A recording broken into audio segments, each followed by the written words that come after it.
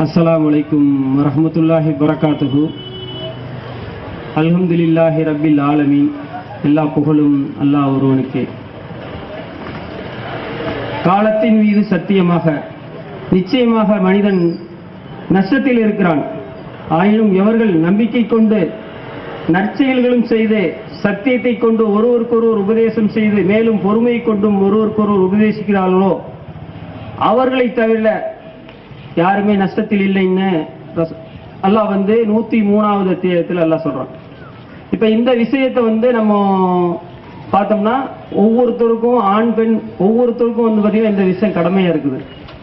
அந்த அடிப்படையில தான் இந்த பொதுக்கூட்டத்தை நம்ம கூட்டி மக்கள் மத்தியில் இந்த பிரச்சார பணியை நம்ம செய்யணும் அப்படின்னு சொல்லிட்டு செஞ்சிட்டு இருக்கிறோம். இதுல பாத்தீங்கன்னா நம்ம ஜமாத்துல் முஸ்லிமீன் அப்படிங்கிறது முதல்ல நம்ம தெளிவுபடுத்திடுறோம். ஜமாத்துல் முஸ்லிம்ங்கிறது எந்த ஒரு இயக்கமோ அமைப்போ எந்த ஒரு கட்சியோ எதுவோ கிடையாது. இது பாத்தீங்கன்னா முழுக்க முழுக்க பாத்தீங்கன்னா குர்ஆன் சுன்னா அடிப்படையில் செயல்படக்கூடிய ஒரு முஸ்லிம்களுடைய ஒரு ஜமாத். இதுக்கு தலைவர், செயலாளர், பொருளாளர் யாருமே கிடையாது. இதை முதல்ல தெரிஞ்சுக்கணும். சில நபர்கள் என்ன செய்யறாங்க அப்படின்னு கேட்டீங்கன்னா, ஒரு சில விஷயங்களை பிரச்சாரம் பண்றாங்க. இவங்களும் ஒரு இயக்கம் தான், இவங்களும் ஒரு ஜமாத்து, இந்த தனி பிரிவு தான் அப்படின்னு சொல்லிட்டு பிரச்சாரம் பண்றாங்க. அந்த விஷயத்துக்குள்ள நம்ம போக விரும்பல, இருந்தாலும் ஒரு கோடிட்டு காமிச்சுக்கிறோம். அடுத்ததா பாத்தீங்கன்னா மக்கள் மத்தியில் இருக்கக்கூடிய பிரச்சனைகளை நம்ம மக்கள் தெளிவுபடுத்த வேண்டிய கடமை ஒவ்வொரு ஆண் பெண் மீதும் இருக்குது. அந்த அடிப்படையில் நாம இந்த விஷயத்தை, இந்த மார்க்க விளக்க பொதுக்கூட்டத்தை நம்ம ஒரு 3 தலைப்பின் கீழே பேச இருக்கிறோம். முதல் தலைப்பா சகோதரர் சலீம் அவர்கள், ஈரோடு முகமது சலீம் அவர்கள் பேச இருக்கிறாங்க. அவங்க பாத்தீங்கன்னா தக்லீது ஒரு ஆய்வு என்ற தலைப்பின் கீழே பேச இருக்கிறாங்க. அவங்கள பேச வருமாறு அழைக்கிறேன். அஸ்ஸலாமு அலைக்கும் வரஹ்மத்துல்லாஹி வபரகாத்துஹு. இன்னல் ஹம்தலில்லாஹ் நஹ்மதுஹு வ நஸ்தஈனுஹு வ நஸ்தக்ஃபிருஹு வ நு'மினு பிஹி வ நதவக்கலு அலைஹி வ நஊது பில்லாஹி மின் ஷுரூரி அன்ஃபுஸினா வ மின் ஸய்யிஆத்தி அஅமாலினா மை யஹ்திஹில்லாஹு ஃபலா முضில்ல லஹு வ மை யுضلل ஃபலா ஹாதிய லஹு வ அஷ்ஹது அன் லா இலாஹா இல்லல்லாஹு வஹ்தஹு லா ஷரீக லஹு வ அஷ்ஹது அன்ன முஹம்மதன் அப்துஹு வ ரசூலுஹு. அம்மா பஅத்.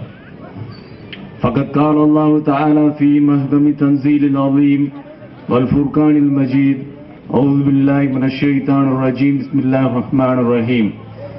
يريدون ليطفئوا نور الله بأفواههم والله متم نوره ولو كره الكافرون.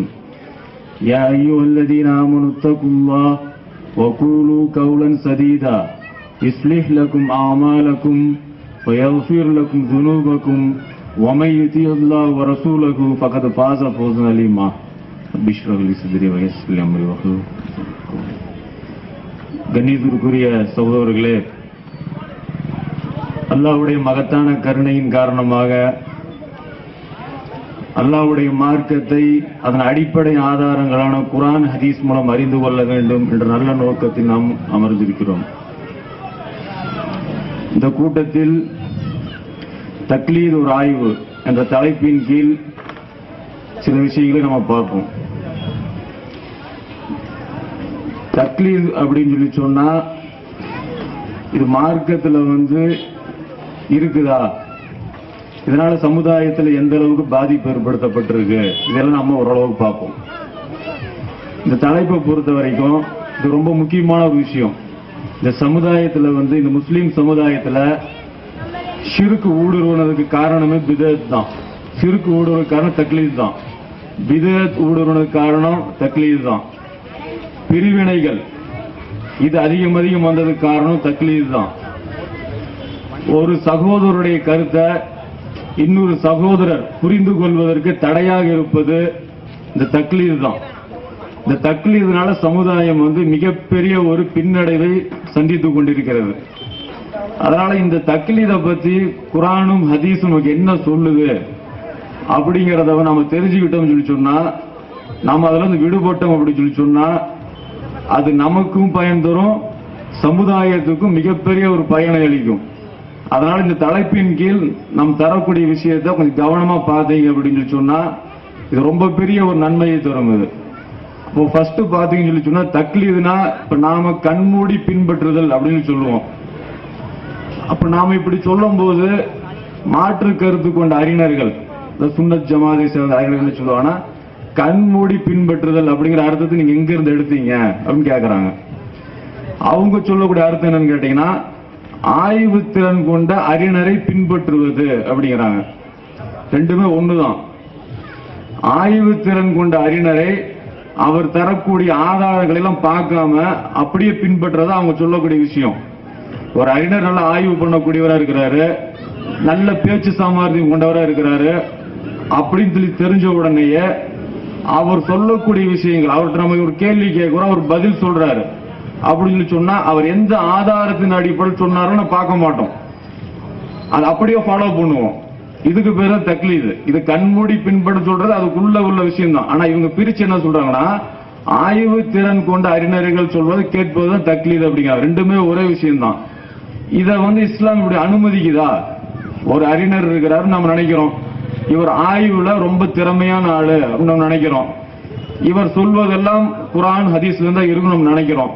ஆனா நம்ம ஒரு விஷயத்தை கேட்கிறோம், கேட்ட மாத்திரத்திலேயே நம்ம அப்படியே ஃபாலோ பண்றோம். இதுக்கு ஆதாரம் இருக்குதுன்னு சொல்லி பார்க்கும்போது குர்ஆன்ல தடதான் இருக்குது. இந்த மாதிரி ஒரு அறிஞர் கூட கிடையாது. ஏன்னு கேட்டா முழுமை பெற்றவன் அல்லாஹ் ஒருவன் மட்டும்தான். மனிதர்கள் அடிப்படையில் குறை நிறைகள் இருக்கதான் செய்யும். இதை பத்தி நீங்க பார்க்கணும், நம்ம விரிவா பார்க்க வேண்டியது சும்மா ஒரு கோடிட்டு மட்டும் நம்ம காட்டுறோம் பாருங்க.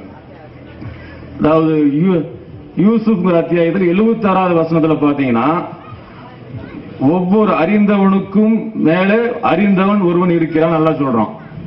ஒரு அறிந்தவர் நம்ம நினைக்கிறோம், இதுல இல்லாம ஆஃப் ஆயிரும். ஒரு நபர் அறிந்தவர் நம்ம நினைக்கும் போது அதுக்கு மேல் அறிந்த ஒரு மனிதர் கண்டிப்பா இருப்பார். அப்படிங்கும்போது முழுமை பெற்றவர் யாருமே இல்ல. இப்ப இந்த இடத்துல தக்லீது பண்ணக்கூடாது அல்ல நேரடியாக சொல்றான். அதாவது யூசுப் அத்தியாயம் நீ குர்ஆன் எடுத்து பார்க்கணும். ஏன்னா சமுதாயத்துடைய வீழ்ச்சிக்கு மிக முக்கியமான காரணம் என்னன்னு கேட்டீங்கன்னா இப்ப தக்லீது ஒரு ஆய்வுன்னு சொல்லி நம்ம பேசுறோம். இதையே அப்படி காப்பி பண்ணா இது ஒரு தக்லீது தான். நாம என்ன சொல்றோம், அந்த நம்பர்களை பார்க்கணும், குர்ஆனை அத்தியாயத்தை பார்க்கணும், இந்த நம்பர்களை பார்த்து நாம ஃபாலோ பண்ணி நாம அடுத்த இடம் நாம பேசணும். இந்த தக்லீது அப்படின்னு சொல்லி சொன்னா இப்படியும் வந்துருது. ஒருத்தர் மேடையில ஒருத்தர் பேசினாரு அப்படின்னு சொல்லி சொன்னா அவருடைய பேச்சு கவரக்கூடிய வகையில் இருந்து சொல்லி சொன்னா இது அவரை அப்படியே அந்த பேச்சு அப்படி காப்பி பண்ணக்கூடிய நடை இன்னைக்கு எப்படி வந்துட்டு இருக்கு. இது ஒரு வகை தக்லீது தான் அது. அப்ப அதனால நாம ஒரு பயான்களை கேட்கிறோம்னு சொல்லி சொன்னா நாம அதை குறிப்பு எடுத்து நாம அடுத்தது மக்கள் மத்தியில் பிரச்சாரம் செய்யக்கூடிய அளவுக்கு நாம இருக்கணும். குர்ஆனோட தொடர்பு நமக்கு இருக்கணும். இப்ப இந்த யூசுப் அத்தியாயத்துல பார்க்கும்போது ஒவ்வொரு அறிந்தவனுக்கும் மேல் இன்னொருத்தர் இருக்கதான் செய்யறான் அல்லாஹ் சொல்றான். அப்படிங்கும் முழுமை பெற்ற அறிஞர்கள் யாரும் இல்ல. இப்ப இன்னொரு இடத்துல அல்லாஹ் சொல்லும் போது 7வது அத்தியாயத்தில் 3வது வசனத்துல அல்லாஹ் சொல்லும் போது உங்கள் ரப்பிடமிருந்து உங்களுக்கு அருளப்பட்டதையே பின்பற்றுங்கள், அவனை விடுத்து மற்றவர்களை பொறுப்பாளர்களாக்கி பின்பற்றாதீர்கள்.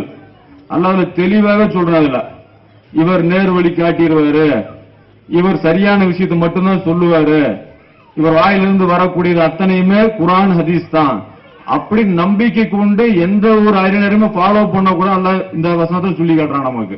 ஆனா இந்த வசனத்தை ஓதி காமிச்சுக்கிட்டே தக்லீத் நடந்துகிட்டு தான் இருக்கு சமுதாயத்துல. ஏன் அப்படின்னு கேட்டா இந்த சமுதாயம் அதிகமாக பயான்களில் மூழ்கி கிடக்குது. பயான்களில் மூழ்கி கிடக்கக்கூடிய சமுதாயம் எழுச்சி பெறாது.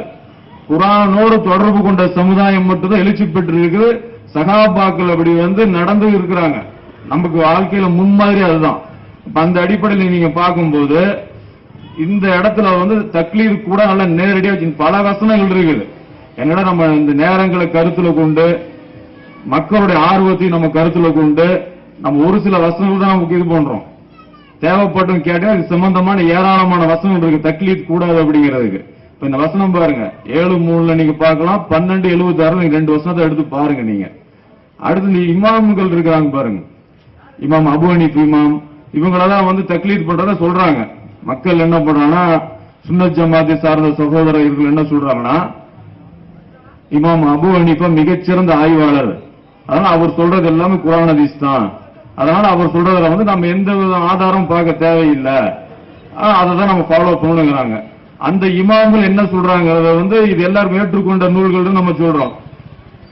இமாம் அபூ ஹனீஃபா ரஹ்மத்துல்லாஹி அலைஹி என்ன சொல்றாங்கன்னா, எந்த ஆதாரத்தின் அடிப்படையில் நாம் முடிவு செய்தோம் என்பதை அறியாமல் எங்கள் சொல்லை எடுத்து நடப்பது எவருக்கும் ஹலால் இல்லைங்கிறார்.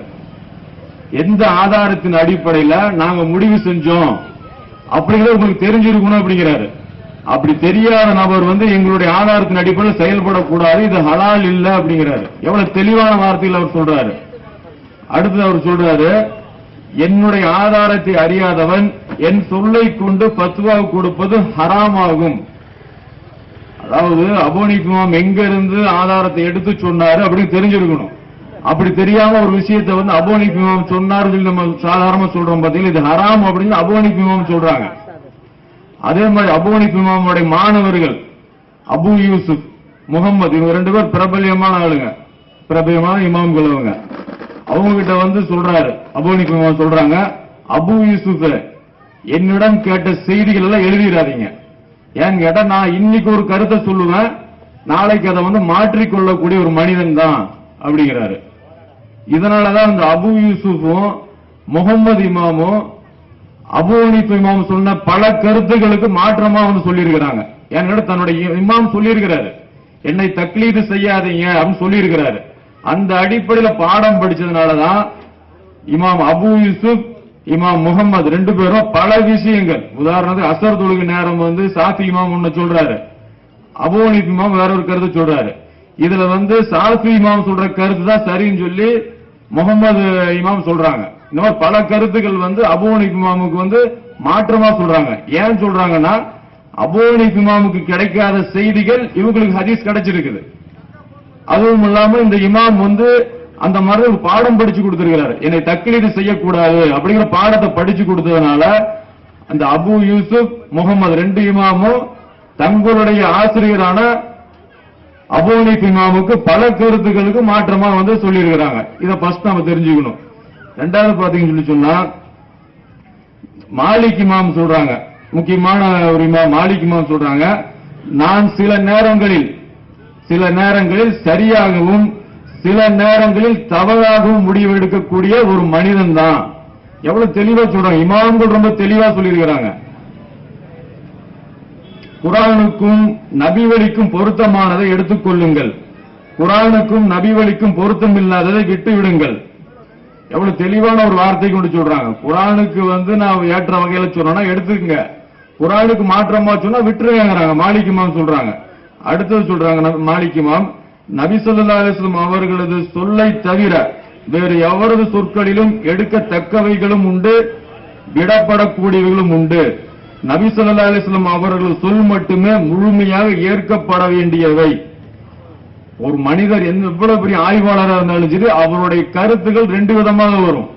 ஒன்னு நாம எடுத்து நடக்கிற அளவுக்கும் வரும், ஒன்னு எடுத்து புறந்தள்ளக்கூடிய அளவுக்கு வரும். இது மாலிக் இமாம் ரொம்ப தெளிவாக சொல்றாங்க. நபி ஸல்லல்லாஹு அலைஹி வஸல்லம் அவங்களுடைய சொல் மட்டும்தான் முழுமை பெற்றது அப்படிங்கிறாங்க. அப்ப இந்த தக்லீது கூடாதுங்கிறதுக்கு பாருங்க, அபூ ஹனீஃபா இமாமும் சொல்றாங்க, மாலிக் இமாமும் சொல்றாங்க. அடுத்தது பாத்தீங்கன்னா ஷாஃபி இமாம் சொல்றாங்க, எனது புத்தகத்தில் நபி வழிக்கு மாற்றமானதை நீங்கள் கண்டால் நபி வழியையே பின்பற்றுங்கள், எனது சொல்லை விட்டு விடுங்கள். இங்கேயும் ஒரு தக்லீதுக்கு முழுமையா முற்றுக்கட்டையாக இருக்கிறாங்க, தக்லீத் கூடாது அப்படின்னு சொல்றாங்க. எனது புத்தகத்துல நபி வழிக்கு மாற்றமாக நீங்க எதையாச்சும் பார்த்தீங்கன்னா என்னுடைய சொல்ல விட்டுருங்க, நபி வழியை எடுங்கிறாங்க. நான் சொன்ன சொற்கள் ஆதாரப்பூர்வமான ஹதீஸ்க்கு முரண்படும் போது நபியின் ஹதீஸ் தான் ஏற்கத்தக்கது, எனவே என்னை தக்லீது செய்யாதீர்கள். இது நேரடியாக சொல்றாரு, இதெல்லாம் அரபி மூலத்தோட இருக்குது, தேவைப்பட்டவன் நம்ம இன்ஷால்லா வாங்கிக்கலாம். அதாவது என்ன தக்லீதே செய்யாதீங்க அப்படின்னு சொல்லி ஷாஃபி இமாம் சொல்றாங்க நேரடியாவே. அப்புறம் இன்னொரு ஷாஃபி இமாம் சொல்றாங்க, நான் இந்த புத்தகங்களை, ஷாஃபி இமாம் பல புத்தகங்கள் எழுதி இருக்கிறாங்க, அதுல முக்கியமா கிதாபுல் உம்மு அப்படிங்கிற புக்கெல்லாம் இருக்கு, அதை பத்தி சொல்றாங்க, நான் இந்த புத்தகங்களை அதிக முயற்சி செய்து தொகுத்து இருக்கிறேன், ரொம்ப கஷ்டப்பட்டு நான் இந்த புத்தகங்களை தொகுத்து இருக்கிறேன். எனினும் இவற்றில் தவறுகள் இருப்பது அவசியமாகும், தவறுகள் இருந்தே தீரும் அப்படிங்கிறாங்க. இந்த புத்தகத்துல தவறு இருந்தே தீருங்கிறாங்க. ஏனெனில் அவர்கள் இந்த குர்ஆனை சிந்திக்க மாட்டார்களா, இது அல்லாதவரிடமிருந்து இருந்தால் இதில் ஏராளமான முரண்பாடுகளை கண்டிருப்பார்கள். 4வது அத்தியாயத்தில் 82வது வசனத்தை ஓதி காட்டுறாங்க. இந்த புத்தகத்தில் குறிப்பிடுறாங்க அவங்க. அப்ப அல்லாஹ்வுடைய புத்தகத்துல மட்டும்தான் எந்த தவறும் இருக்காது அப்படிங்கிறாரு என்று அல்லாஹ் கூறுகிறான். இந்த எனது புத்தகங்களில் குர்ஆனுக்கும் ஹதீஸுக்கும் முரணானதை நீங்கள் கண்டால் அதிலிருந்து நான் விலகிக் கொள்கிறேன். சாஃபிமா தெளிவாக சொல்லிட்டாங்க. அதாவது என்னோட புத்தகத்துல குர்ஆனுக்கும் ஹதீஸுக்கும் மாற்றமான செய்தி இருந்துன்னு சொல்லி சொன்னா அந்த கருத்துல இருந்து நம்ம வாபஸ் வாங்கிட்டோம் அப்படின்னு சொல்லி உயிரோடு இருக்கும்போது சாஃபி இமாம் சொல்றாங்க.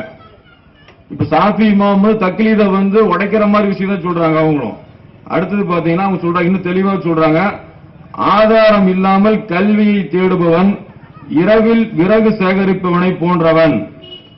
அவன் விறகை சுமந்து செல்கிறான், அதில் கொடிய விஷம் நிறைந்த பாம்பு இருக்கும். அவன் அறியாத போது அவனை அது கொட்டிவிடும். அதாவது ஆதாரம் இல்லாம கல்வியை தேடுறது இருட்டுல போய் விறகு சேகரிக்கிறதுக்கு சமம் அப்படிங்கிறாங்க. ஆனா விறகு சேகரிக்கிற இடத்துல அங்க விஷ ஜந்துக்கள் இருக்கும். இந்த விஷ ஜந்துனால உங்களுக்கு பாதிப்பு ஏற்படும். அந்த மாதிரி நீங்க ஆதாரம் இல்லாம நீங்க கல்வியை தொலைவனீங்கன்னா அது நல்லதும் இருக்கும் கெட்டதும் இருக்குங்கிறாங்க. இப்ப எவ்வளவு தெளிவா அவங்க சொல்றாங்க பாருங்க. அகமது பின் ஹம்பல் அவங்க சொல்றாங்க, என்னையோ மாலிக், ஷாஃபி, அவுசாயி, சௌரி போன்ற யாரையும் நீங்க பின்பற்றாதீங்க. அவர் இன்னும் தெளிவா நேராக சொல்றாரு. அகமது பின் ஹம்பல் முஸ்னது அகமதுங்கிற ஹதீஸ் உள்ள தொகுத்தாரு அவரு. அவர் சொல்றாரு, என்னையும் நீங்க பின்பற்றாதீங்க, மாலிக் இமாமையும் பின்பற்றாதீங்க, சாஃபி இமாமையும் பின்பற்றாதீங்க, சுஃபியானு சௌரி யாரையுமே நீங்க பின்பற்றாதீங்க. அவங்க எதிலிருந்து கருத்துக்களை புரிஞ்சுக்கிட்டாங்களோ அதுல இருந்து நீங்களும் புரிஞ்சுங்க. அதாவது குர்ஆன் ஹதீஸ படிங்கிறாங்க அவங்க. குர்ஆன் ஹதீஸ்ல இருந்து அவங்க பாடம் படிச்ச மாதிரி நீங்களும் அதுல இருந்து பாடம் படிங்க அப்படிங்கிறாங்க. அப்ப இந்த இமாம்களை பொறுத்த வரைக்கும் இவ்வளவு தெளிவா தான் இருக்கு. இமாம்கள் மறுமையில எந்த வகையிலுமே குற்றவாளி ஆக மாட்டாங்க. எந்த இமாமும் எந்த ஒரு புத்தகத்திலையும் எங்களை தக்லீது செய்யுங்க, நாங்க சொல்லக்கூடிய கருத்துக்கள் முற்றிலும் குர்ஆனுக்கும் ஹதீஸுக்கும் ஒத்ததாக இருக்கும், அதனால நீங்க கண்மூடித்தனமா பின்பற்று எந்த இடத்துலயுமே சொல்லல. அவங்களுடைய சுருக்கமான ஸ்டேட்மெண்ட் இதுதான். நாங்க சொல்லக்கூடிய கருத்துக்கள் குர்ஆனுக்கும் ஹதீஸுக்கும் மாற்றமா இருந்ததுன்னா எங்களுடைய சொல்ல விட்டுருங்க, குர்ஆனையும் ஹதீஸையும் எடுத்து நடங்க அப்படிங்கறத தெளிவா அவங்க சொல்றாங்க. இப்போ இது இந்த மாதிரியான விஷயங்களை இமாம்கள் சொல்லிட்டாங்க. அடுத்த வரலாற்று ரீதியா நம்ம பார்த்தோம்னா ஹதீஸ்கள் வகையில பார்த்தோம் சொல்லி சொன்னா நபி ஸல்லல்லாஹு அலைஹி வஸல்லம் அவங்களால் பயிற்றுவிக்கப்பட்ட தோழர்களுடைய நிலைமை எப்படி இருந்ததுன்னா, அல்லாஹ் சொன்னதாக ரசூலுல்லாஹ் ஒரு செய்தி ஆயத்தை இறங்கி சொன்னா அப்படியே கட்டுப்படுவாங்க. ரசூலுல்லாஹ் டைரக்டா ஒரு விஷயத்தை சொன்னாங்கன்னா அப்படியே கட்டுப்படுவாங்க. அல்லாஹ்வுடைய தூதர் சொன்னதாக வேற யாராச்சும் சொன்னாங்கன்னு சொல்லி சொன்னா அதை ஆய்வு பண்ணி தான் ஏத்துக்கிறாங்க. இதுக்கு ஏராளமான செய்திகள் ஹதீஸ் நமக்கு கிடைக்குது. உதாரணத்துக்கு நம்ம பார்ப்போம், ஒரு 2 செய்திகள் நம்ம பார்ப்போம். ஒரு தடவை நபி ஸல்லல்லாஹு அலைஹி வஸல்லம் ஒரு தோட்டத்தில் அமர்ந்திருக்கிறாங்க. அப்ப தோட்டத்தில் அமர்ந்திருக்கும் போது அந்த இடத்துக்கு அபூ ஹுரைரா ரலியல்லாஹு அன்ஹு போறாங்க. போகும்போது சில விஷயங்கள் பேசப்படுது, அது கொஞ்சம் நீளமான செய்தி அது. அப்ப பேசப்படும் போது அப்ப நபி ஸல்லல்லாஹு அலைஹி வஸல்லம் ஒரு செய்தி அபூ ஹுரைரா சொல்லி அனுப்புறாங்க. யார் அல்லாஹ்வை தவிர வேறு இறைவன் இல்லை அப்படின்னு தமது உள்ளத்தால் உறுதியாக நம்பி சாட்சியம் சொன்னவருக்கு சொர்க்கம் கிடைக்கும் அப்படி நீங்க நற்செய்தி சொல்லுங்க. தோட்டத்திலிருந்து வெளியே போன உடனே லா இலாஹ இல்லல்லாஹ் சொல்லி அதுல உறுதியா இருந்தாருன்னு சொன்னா அவருக்கு சொர்க்கம் இருக்குது அப்படின்னு சொல்லி நீங்க சொல்லுங்க. தோட்டத்திலிருந்து வெளியில போன உடனே சொல்லுங்க, யாரை நீங்க பார்த்தாலும் சொல்லுங்க அப்படின்னு சொல்லி நபி ஸல்லல்லாஹு அலைஹி வஸல்லம் அபூ ஹுரைரா ரலியல்லாஹு அன்ஹு சொல்லி அனுப்புறாங்க. கூடவே நபி ஸல்லல்லாஹு அலைஹி வஸல்லம் அவங்களுடைய காலணிகள் 2 செருப்பையும் கொடுத்து அனுப்புறாங்க ஆதாரத்துக்கு. அப்போ அபூ ஹுரைரா ரலியல்லாஹு அன்ஹு இந்த செய்தியை கொண்டுட்டு வராங்க. ஃபர்ஸ்ட் வந்த உடனே உமர் ரலியல்லாஹு அன்ஹு எதிரில வராங்க. வந்த உடனே உமர் அவங்கள பார்த்து இந்த செய்தி அபூ ஹுரைரா ரலியல்லாஹு அன்ஹு சொல்றாங்க. இந்த செய்தியை சொன்ன உடனே உமர் அவங்க அபூ ஹுரைரா அவங்கள நெஞ்சில ஒரு அடி வைக்கிறாங்க. அடிதான் ரொம்ப வேகமான அடி.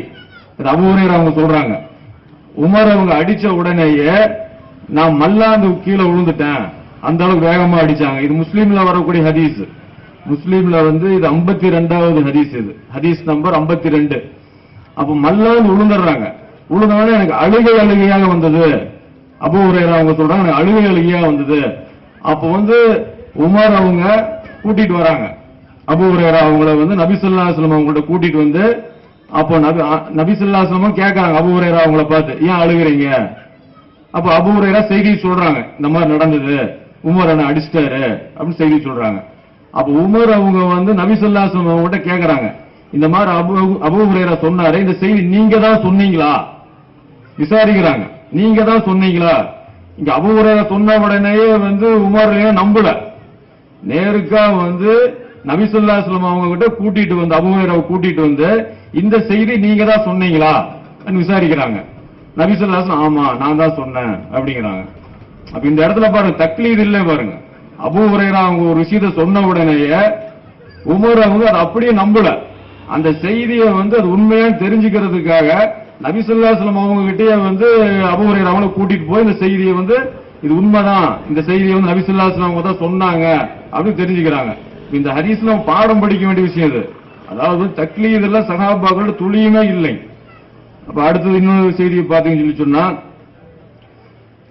ஹிஷாம் பின் ஹக்கீம் அப்படிங்கிற சஹாபி 25வது அத்தியாயம் ஃபுர்கான் அப்படிங்கிற அத்தியாயத்தை ஓதிட்டு இருக்கிறாங்க, தொழுகையில ஓதிட்டு இருக்கிறாங்க.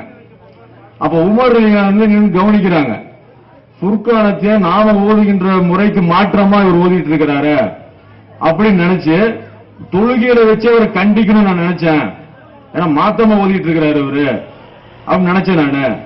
ஆனா வந்து நான் பொறுமையா இருந்தேன். தொழுது முடிச்ச உடனே அவரை பிடிச்சி இழுத்து நபி ஸல்லல்லாஹு அலைஹி வஸல்லம் அவங்கள்ட்ட போனேன்.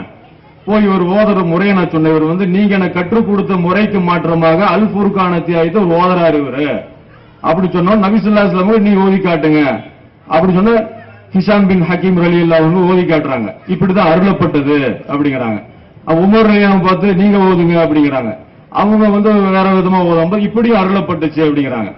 இந்த இடத்துல நமக்கு வந்து சில செய்திகள் இருக்குது.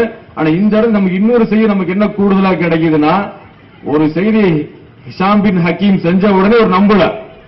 இதை நபி ஸல்லல்லாஹு அலைஹி வஸல்லம் அவங்கள்ட்ட கூட்டிட்டு போய் உறுதிப்படுத்துறதுக்கு பிறகுதான் நம்புறாங்க. கண்மூடி பின்படுதல் இங்க இல்ல.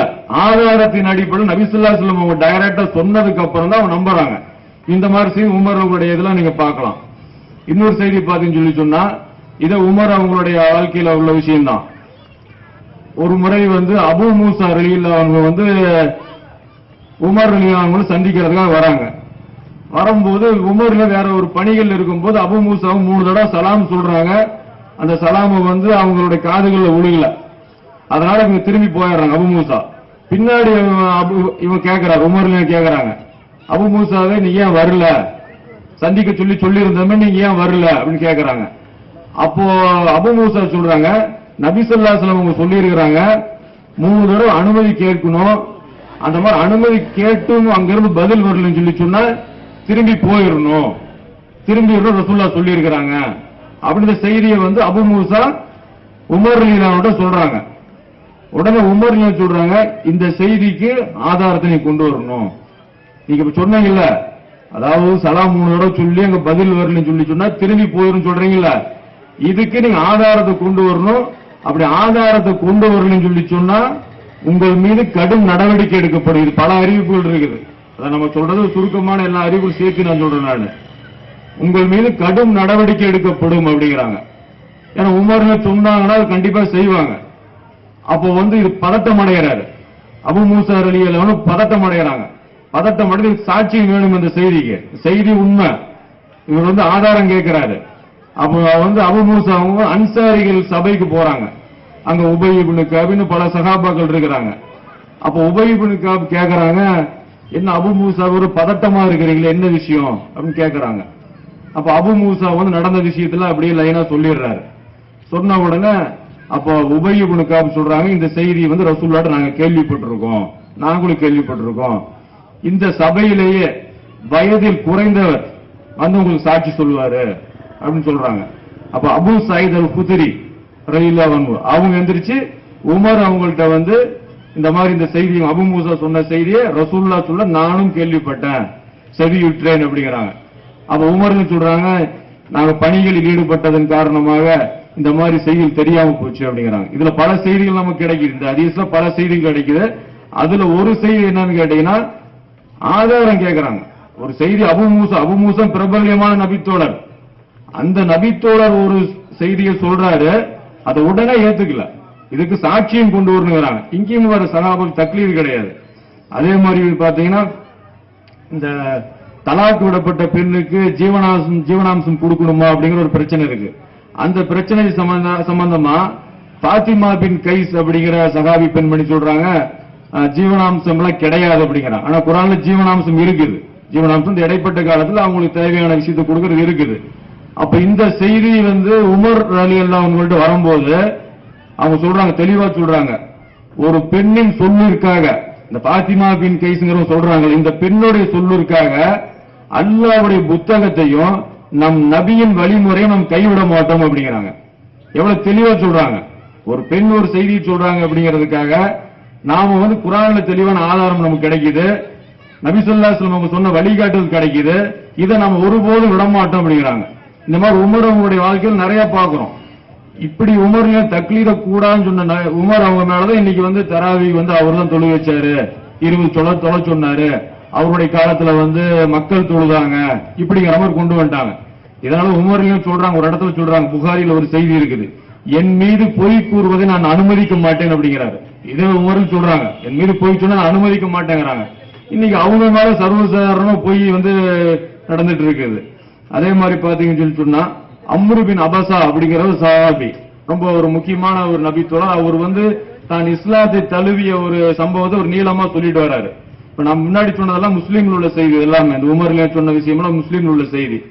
இந்த மாதிரி பாத்தீங்கன்னு சொன்னா இப்ப அம்ரு பின் அபசாங்கிற சஹாபி இஸ்லாத்தை தழுவிய அந்த விஷயத்துல அப்படி சொல்லிட்டு வரும்போது அவர் ஒரு நீளமான செய்தி, அது சஹீஹ் முஸ்லீம்ல வருது இந்த செய்தி, 1510 வருது. அப்ப சொல்லிட்டு வரும்போது ஒழு சம்பந்தமா ஒரு விஷயத்தை அவர் சொல்றாரு. ஒழு செய்யும் போது ஒரு முகம் கழுவும் போது முகத்தினால் ஏற்பட்ட பாவம் எல்லாம் கழுவுப்படுது, கை கழுவும் போது கையினால் ஏற்பட்ட பாவம் எல்லாம் கழுவுப்படுது, கால் கழுவும் போது காலினால் ஏற்பட்ட பாவம் எல்லாம் கழுவுப்படுது, அவர் அன்று பிறந்த பாலகரை போன்று ஆகிவிடுகிறார் அப்படின்னு அம்ரு பின் அபசாங்கர் சொல்றாரு. அதை ஒழு செய்வது மூலமாகவே அவர் அன்று பிறந்த பாலகர் மாதிரி ஆகிறாருன்னு சொல்றாரு. இந்த செய்தியை அம்ரு பின் அபசா சொல்றாரு. பக்கத்துல இருந்து அபு உமாமாங்கிற சஹாபி தான் கேட்கிறாரு.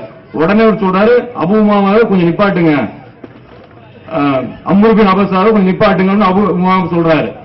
இந்த இடத்துல இவ்வளவு சிறப்பு கிடைக்குமா, இது நபி ஸல்லல்லாஹு அலைஹி வஸல்லம் நீங்க கேட்டீங்களா அப்படிங்கிற மாதிரி ஒரு டவுட் பட்டு கேட்கிறாரு அவரு அபு உமாமா. அப்ப அம்ரு பின் அபசா அவங்க சொல்றாங்க, என்னுடைய வயது நீளமாயிருச்சு, என்னோட ஆயுள் ரொம்ப நீளமாயிருச்சு, என்னோட எலும்புகள் எல்லாம் பலகீனமாயிருச்சு. இந்த நிலையில நான் நபி ஸல்லல்லாஹு அலைஹி வஸல்லம் மேல பொய் சொல்ல வேண்டிய எந்த அவசியமும் இல்ல.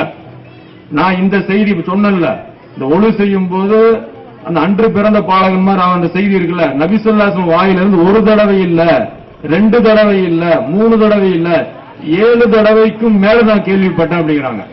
அப்ப இந்த செய்தியை அம்ரு பின் அபசா சொன்ன உடனேயே அபு உமாமா இதை அப்படியே எடுத்துக்கல, அவரு அதை விசாரிக்கிறாரு. விசாரிச்சு இது நபி ஸல்லல்லாஹு அலைஹி வஸல்லம் அவங்க கிட்ட இருந்து தான் வந்துச்சு ஊர்ஜிதப்படுத்தினதுக்கு நம்புறாங்க. இது அப்ப இதெல்லாம் சஹாபாக்கள்கிட்ட தக்லீதுங்கிற பேச்சுக்கு இடம் இல்லை.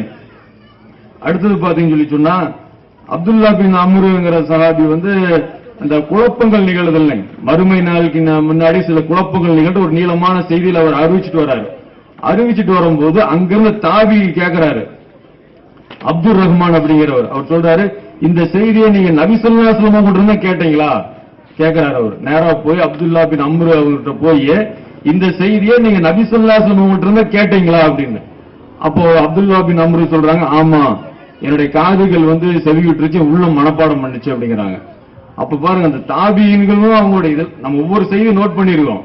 அதாவது சகாபாக்கள் கிட்டையும் இந்த தக்லீதுங்கிற பழக்கம் இல்ல, பின்னாடி தாபீன்கள்கிட்ட இந்த பழக்கம் கிடையாது. இவங்க மேல இட்டுக்கட்டப்பட்டுதான் இன்னைக்கு இந்த தக்லீதை ஆதரிச்சுட்டு இருக்கிறாங்க. ஏன் கேட்டா இந்த தக்லீதை ஆதரிச்சாதான் ஷிர்க் செய்ய முடியும், அது இபாதத்துன்னு காட்ட முடியும், பிதத் செய்ய முடியும், அது இபாதத்துன்னு காட்ட முடியும், மார்க்கத்தில் பிரிவுகள் ஏற்படுத்த முடியும். தக்லீது இருந்தாலும் இதெல்லாம் செய்ய முடியும். இந்த தக்லீதுங்கிற வாசல் அடைபட்டுருச்சு அப்படின்னு சொன்னாலே இது எல்லாமே அல்லாஹ்வோட கிளியர் ஆயிரும். அதனாலதான் தக்லீதை அவங்க தூக்கி பிடிப்பதற்கு காரணமே இதுதான். அப்புறம் பார்த்தா தமத்துன்னு சொல்லி ஒரு ஹஜ் இருக்கு, தமத்து முறைன்னு சொல்லி சொன்னா இந்த ஹஜ்ஜுடைய காலத்துல உம்ராவுக்காக இஹ்ராம் கட்டி அது உம்ரா செஞ்சுட்டு அதுக்கப்புறம் இஹ்ராம் கலைஞ்சிடுறது, மறுபடியும் ஹஜ்ஜுக்காக பிற 8ல இஹ்ராம் கட்டு, இதுக்கு பேர் தமத்துன்னு சொல்லி. இந்த விஷயமா வரும்போது உமர் அலி இது உமர் கூடாது, அப்படின்னு சொன்னாருன்னு சொல்லி ஒரு செய்திகள் நிறைய நூல்கள் இருக்குது. இத பத்தி இப்னு உமர் வந்து தமத்து ஹஜ் கூடும் அப்படிங்கிறாரு. கூடும் சொல்லிட்டு இருக்கும் போது சிரியா நாட்டை சார்ந்த ஒருத்தர் சொல்றாரு, தமத்து முறை ஹஜ் கூடும் நீங்க சொல்றீங்க, ஆனா உங்களுடைய தந்தை வந்து இதை தடை செய்யறாரு அப்படின்னு கேக்குறாங்க. அப்ப இப்னு உமர் கேக்குறாங்க, அல்லாஹ்வுடைய தூதர் ஒரு சொல் கூறி அதை என்னுடைய தந்தை வந்து தடை செஞ்சாருன்னு சொல்லி சொன்னா என்னுடைய தந்தையோட சொல்லை எடுப்பீங்களா அல்லாஹ்வுடைய தூதருடைய சொல்லை எடுப்பீங்களான்னு கேட்கிறார் திருப்பி. அப்ப அந்த சிரியா நாட்டுக்கார் சொல்றாரு, அல்லாஹ்வுடைய தூதருடைய சொல் தான் எடுப்பேன் அப்படிங்கிறாரு. அப்ப வந்து தமத்து ஹஜ் செய்யுங்க, இது நபி ஸல்லல்லாஹு அலைஹி வஸல்லம் செஞ்சிருக்கிறாங்க அப்படிங்கிறாங்க. இப்னு உமர் முக்கியமான சஹாபி, அவர் சொல்றாரு தன்னுடைய தந்தையை பின்பற்றக்கூடாது, பின்பற்றது தகுதியானவங்க நபி ஸல்லல்லாஹு அலைஹி வஸல்லம் மட்டும்தான் அப்படி தெளிவா ஓப்பனா சொல்ற. இந்த செய்தியெல்லாம் சொல்றது இல்ல. இந்த செய்திகள்லாம் சொன்னாங்கன்னா தக்லீதுக்கெல்லாம் மரணடி கொடுக்கக்கூடிய விஷயம் இது. இப்ப நாம சொன்ன செய்தி வந்து திருமதியில் இருக்குது 753. இதெல்லாம் தமிழாக்கம் வந்த ஒரு நூல்கள் தான். தமிழாக்கம் வந்திருக்கு 753 ஹதீஸ் நம்பர்ல எடுத்து பாரு நம்ம சொன்ன செய்தி எல்லாம் இருக்குது.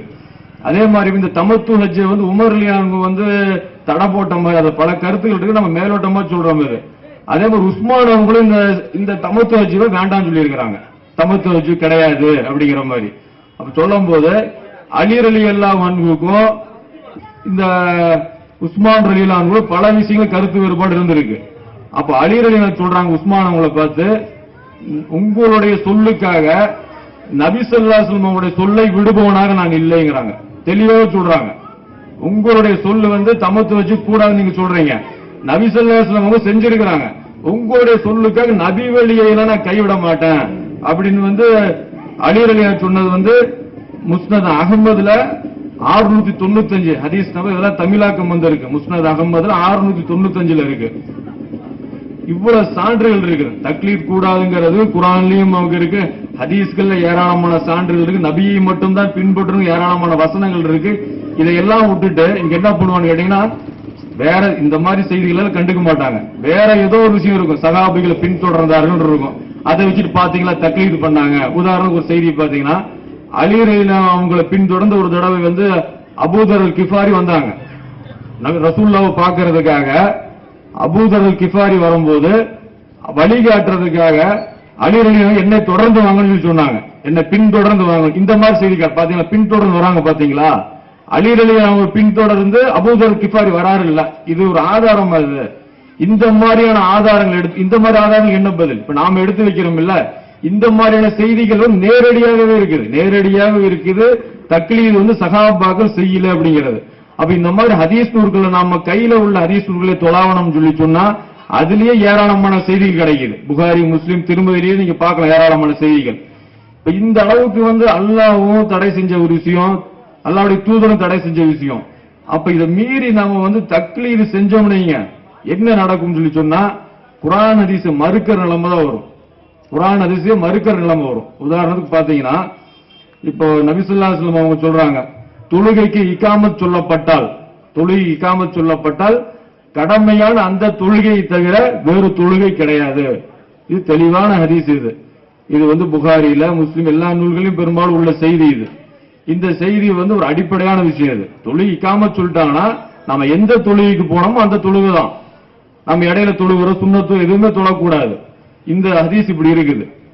இப்போ நீங்க உதாரணம் ஃபஜ்ருக்கு போனோம்னு சொல்லி சொன்னா இகாமத் சொல்லப்பட்டிருக்கும், தொழுகை ஆரம்பிச்சிருப்பாரு, இமாம அல்கம் சூரா கூட ஓதி முடிச்சிருப்பாரு, பின்னாடி இங்க வருவாரு, அந்த ஒண்ணு சுன்னத் தனியா தொழுவாரு. நபி ஸல்லல்லாஹு கண்டிச்ச விஷயம் இது. ஒரு சஹாபி அந்த மாதிரி தொழுகும் போது நபி ஸல்லல்லாஹு கேக்குறாங்க, நீ என்னோடு சேர்ந்து தொழுக வந்தியா தனியா தொழுக வந்தியா கேக்குறாங்க. அதே மாதிரி இன்னொரு இடத்துல இன்னொரு சஹாபியை கேக்குறாங்க, ஃபஜ்ருடைய தொழுகை 4 ரக்காத்தா தனியா தொழுதனால, இமாம் ஜமாத் நடக்க தனியா தொழுதனால ஃபஜ்ருடைய ரக்காத்து 4 ரக்காத்தா அப்படின்னு சொல்லி ஒரு அறிவிப்பு, இன்னும் சில அறிவிப்பு 4 ரக்காத் ஆக்க போறீங்களா, இப்படி கண்டிஷனா பேசுறாங்க. இப்படி எல்லாம் செய்திகள் இருக்கு. இந்த செய்திகள் எல்லாம் கண்டுக்காம நபி ஸல்லல்லாஹு அலைஹி வஸல்லம் அவங்க சொன்ன செய்திகள் எல்லாம் கண்டுக்காம இமாம் சொன்னாரு இது வந்து ரொம்ப முக்கியமான சுன்னத்து. நம்ம பள்ளியில வந்து நாங்க இருக்கிற ஈரோடு பள்ளியில ஒரு அஹாஃபில் தொழுதுட்டு வந்தாரு. இந்த மாதிரி வந்து ஜமாத் தொழுகை நடந்துட்டு இருக்கும்போது நானும் உள்ள போனேன், அவரும் வந்தார். அவர் வந்து சுன்னத் தொழுகைக்கு நின்ட்டாரு. நான் தொழுது முடிச்ச உடனே நான் வெளியில வந்தோன்னு கேட்டேன், அஜர் இந்த மாதிரி சந்தேகம் என்ன, சின்ன வயசுல இருந்து பழக்கம் என்னத்தா அப்படின்னாரு. இந்த மாதிரி தொழுகை இக்காம சொல்லப்பட்டா தொழக்கூடாதுன்னு சொல்லி இருக்கிறத நீங்க எப்படி தொழுதுன்னு கேட்டபோது அவர் ஒரே வார்த்தை, அவர் ஹாஃபில் அவர் சொல்றாரு, ஹதீஸ் கிதீஸ்ல வேண்டாம், தெளிவா சொல்ல ஹதீஸ் கிதீஸ்ல வேண்டாத்தா, அதெல்லாம் வேண்டாம், இதெல்லாம் சுண்ணத்துல ரொம்ப முக்கியமான சுண்ணத்து, அதனால நம்ம தொழுவோம், இதை நீ ஹதீஸ் கிதீஸ்ல நீ கேட்காத நீ இப்படி ரொம்ப ஓப்பனாக சொல்றாரு அவரு. அப்ப தக்லீத் எங்க போகுது பாருங்க. இது ஆதாரமே கிடையாது. நபி ஸல்லல்லாஹு அலைஹி வஸல்லம் காலத்துல தொழுதாங்க, தடை போட்டாங்கன்னு தான் இருக்குது. அப்படி இருக்கும்போது எப்படி தொழுறாங்க, இது ஃபிக்ஹ்ல இருக்குது. உதாரணத்துக்கு ஃபிக்ஹின் கலைக்களஞ்சியம் ஒரு புக் இருக்கு பாருங்க, தமிழ்ல இருக்குது. அதை எடுத்து பாத்தீங்கன்னா ஆதாரம் எதுவும் போட்டிருக்க மாட்டாங்க. இந்த ஹதீஸின் அடிப்படையில நம்ம தொழலாம் அப்படின்னு எதுவும் போட்டிருக்க மாட்டாங்க. இந்த மாதிரி ஃபஜ்ருடைய 2 ரக்காத் முடிகிற மாதிரி இருந்ததுன்னா நம்ம சுன்னத் தொழக்கூடாது, சலாம் கொடுக்கறதுக்கு முன்னாடி உட்காந்துக்கலாம் அப்படின்னு ஒரு நிலை இருந்ததுன்னா நம்ம போய் சுன்னத் தொழு ஜாயின் பண்ணிக்கலாங்கிறாங்க. இதுக்கு எங்க ஹதீஸ் இருக்கு? மாற்றமா தெளிவான ஹதீஸ் இருக்கும்போது அதை பின்பற்றல பாரு, எடுத்து நம்ம காமிச்சாலும் ஹதீஸ் ஹதீஸ்ல வேண்டாம் அப்படிங்கிறாங்க. நாம இது சம்பந்தம் அரபிக் கல்லூரிகளுக்கும் இப்ப தபால் போட்டோம். இப்ப 2 மாசத்துக்கு முன்னாடி எங்க ஏரியாக்குள்ள அரபிக் கல்லூரி தபால் போட்டோம். எந்த விதமான பதிலும் இல்ல. ஏன்னு கேட்டா இது மதகுக்கு மாற்றமா ஹதீஸ் இருக்குது. ஹதீஸா தக்லீதான்னு பார்க்கும்போது தக்லீதுல விழுந்துடுறாங்க. விழுகும்போது ஹதீஸ் பின்னுக்கு போகுது. அப்ப இந்த மாதிரி விஷயத்தை நீங்க அதுல பார்க்கலாம். அடுத்து மகரீபுக்கு முன் சுன்னத்தை நபி ஸல்லல்லாஹு அலைஹி வஸல்லம் சொல்றாங்க. மகரீபுக்கு முன் சுன்னத் இருக்குது சொல்லிட்டு விரும்பியவங்க தொழுவுங்கன்னு இருக்குது. அப்ப இந்த மாதிரி செய்திகள் இருக்கும்போது இன்னைக்கு ஹனஃபி மதஹப்ல மகரீப் முன் சுன்னத் தொழுவருக்கு வாய்ப்பு கொடுக்கப்படுதா? மகரீப் பாங்க 6:35 சொன்னவன இக்காமத் உடன்ங்கிறாங்க. இதுக்கு எங்க ஹதீஸ் இருக்குது? இது நாம சொல்லக்கூட புகாரியிலே ஹதீஸ் இருக்குது. நபி ஸல்லல்லாஹு அலைஹி வஸல்லம் உங்களுடைய காலத்துல முன் சுன்னத் தொழுதாங்க, வெளியூர்ல இருந்து வரக்கூடிய மக்கள் பரல தொழுதாங்களோ நினைக்கிற அளவுக்கு அவங்க சுன்னத் தொழுதாங்கிற செய்தி எல்லாம் இருக்கு, அனஸ் ரலியல்லாஹு அறிவிக்கிறாங்க. அப்ப இந்த நடைமுறை ஏன் கைவிடப்பட்டுச்சு? ஈரோட்ல கூட ஒரு இமாம் நான் சின்னதா இருக்கும் போது ஒரு பயான் பேசிட்டு இருப்பாரு, தப்சீர் நடத்திட்டு இருப்பாரு. அவர் இந்த செய்தியை சொல்றாரு, நபி ஸல்லல்லாஹு அலைஹி வஸல்லம் காலத்துல இந்த மாதிரி மகரீபுக்கு முன் சுன்னத்து இருந்துச்சு, அதே மாதிரி சவுதியில இருக்குது அப்படின்னு அவர் பயான் பேசினாரு. நான் பேசிட்டு அவருக்கு கீழே வந்த உடனே நான் கேட்டேன், எடுத்து இந்த மாதிரி சொன்னீங்க, ஏன் நம்ம ஊர்ல நடைமுறையில இல்லன்னு கேட்ட உடனே அவர் சிரிக்கிறாரு. பதில் சிரிப்பு, வேற ஒண்ணும் கிடையாது. இதுதான் உங்ககிட்ட பதில். அப்ப நபி வழியை குழி தோண்டி புதைக்கூடிய வேலை எங்க வருது? இந்த தக்லீதுனால உருவாகுது. நம்ம சாதாரண இது எடை போட்டுற முடியாது.